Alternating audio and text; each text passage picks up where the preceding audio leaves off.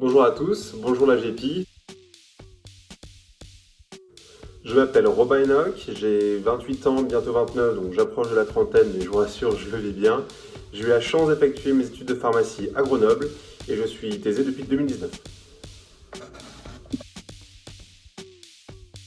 Je travaille actuellement dans le domaine des affaires médicales en tant que responsable médical maladie rare dans une société pas très connue en ce moment qui s'appelle Pfizer. Et peut-être pour vous donner l'architecture classique, on va dire, d'un département affaires médicales, donc on a le directeur médical qui est en fait chapeauté de deux branches. Une partie siège avec les responsables médicaux seniors et juniors, et une partie terrain où il va manager un manager MSL qui lui-même va coordonner l'activité de plusieurs MSL.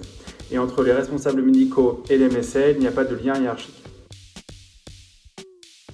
Lors de mes études à Grenoble, j'ai pu effectuer plusieurs choses. Tout d'abord au niveau associatif avec des postes locaux puis ensuite nationaux. J'ai réalisé une mission humanitaire au Népal, un stage de recherche en Indonésie.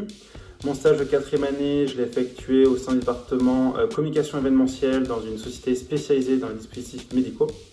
Ensuite, j'ai réalisé une année de césure entre ma cinquième et ma sixième année où j'ai pu travailler en officine, voyager en Australie et effectuer mon premier stage au sein de Pfizer dans les affaires médicales.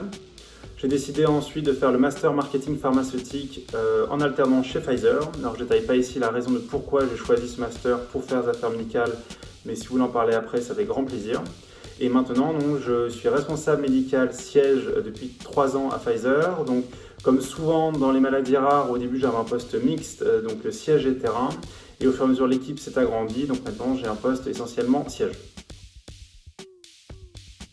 Mes missions, elles consistent à élaborer une stratégie médicale nationale sur mon aire thérapeutique à partir de la stratégie proposée par le Global.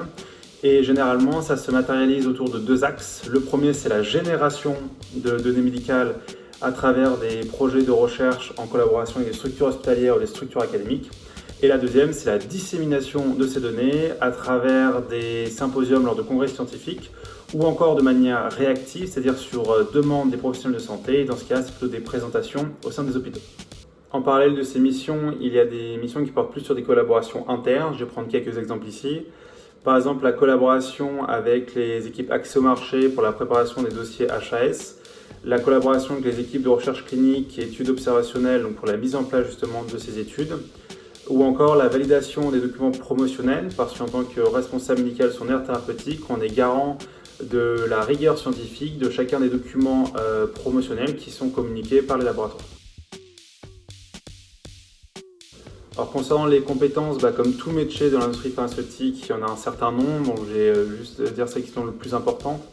La première, c'est l'expertise scientifique sur son aire thérapeutique, donc à travers une revue de la littérature quasi constante, une participation aux congrès médicaux et scientifiques, l'analyse critique des articles.